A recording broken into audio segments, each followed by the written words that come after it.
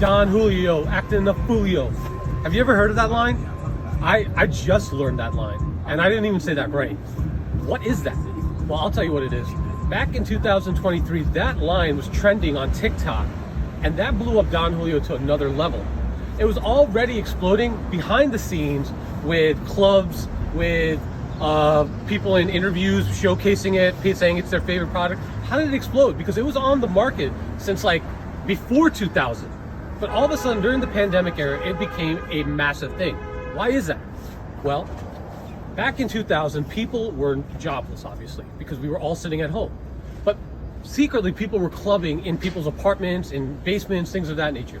And people were still buying Don Julio. Now, previous to the pandemic, people were splurging by buying 1942 Don Julio. But because they were kind of being conservative with their cash, it ended up being where they opted for the Don Julio reposado. They realized it was better in the sense of it was more approachable, and it was just as good, and it was cheaper.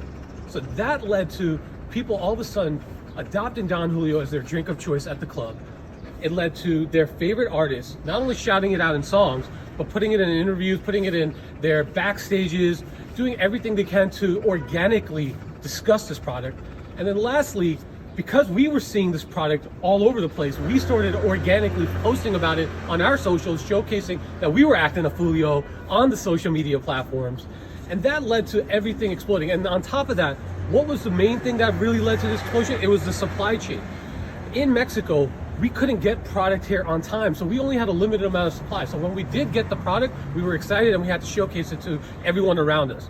So all these things played a big role in the demand of Don Julio Reposado increasing, becoming the drink of choice at a club, and ultimately expanding to a level where it surpassed Casamigos.